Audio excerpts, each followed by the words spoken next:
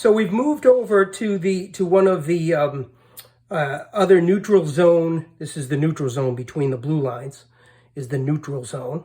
We're moving to another one of the face-off dots in the neutral zone, and typically this is used after an offside. They'll use one of these neutral zone face-off dots, and as you can see, they don't have a nice circle to show you where to line up.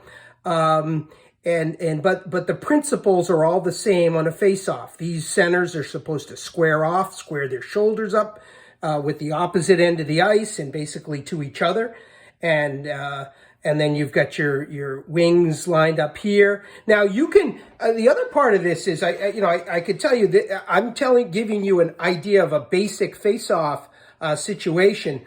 Other teams can do all kinds of things. You can have your left wing, you can have your left wing here and maybe one D here and put another D over here if you wanted to. And they try to draw it back and send a wide pass or something like that. But what I'm showing you is a good basic general idea of how face-offs are done, and regardless of some special strategies and things like that. Once again, you see we don't have a nice red line to bisect the face-off dot. So I've drawn this green line, and that's an imaginary line. You won't obviously see that on the ice, but that's where you need to line up. If you're the red team, you've got to be on this side of the green line, and if you're the black team, you've got to be on this side of the black line. That's the rule. That's the ruling on the face-off there. Otherwise, the principles are the same.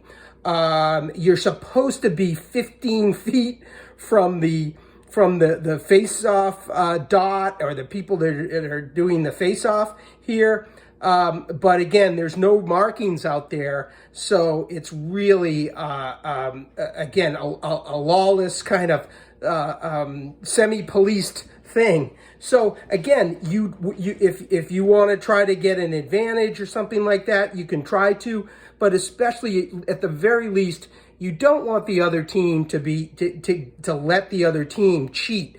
Into like get a little more position on you, maybe come a little closer where they might get the puck a little quicker, stuff like that. So you move with them. If he comes in here like this, the left wing is going to move in there with them. And again, try to neutralize them at least in some sort of way and not give them an advantage.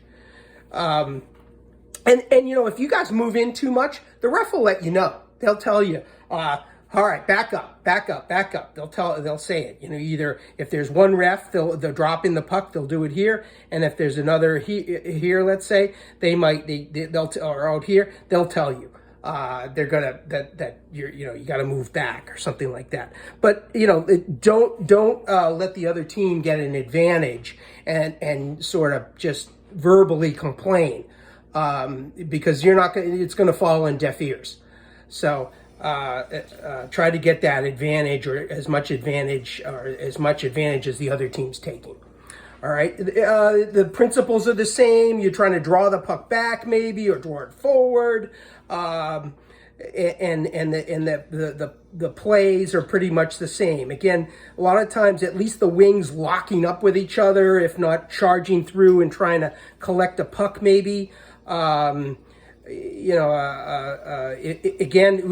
you have this side of the ice on here, so you have a lot of open space here. So let's say this team wins it back here. Well, this right wing might want to take off over here and get over to here, or as much as possible, or even moving a little bit, and either, if you can, send a pass over there. Although this left wing would probably come over here somewhere, and hopefully, if they're playing it right, would block that pass. So maybe you do something like the other D comes back a little, and you go back D to D, and then this D sends it right up. Something like that. That's a fairly exotic play and a very effective play for our level. just want to make sure you understand the whole idea of the imaginary line and where you've got to be, and again, the sort of it's not a completely rigid situation here. It's pretty fluid, so don't get taken advantage of.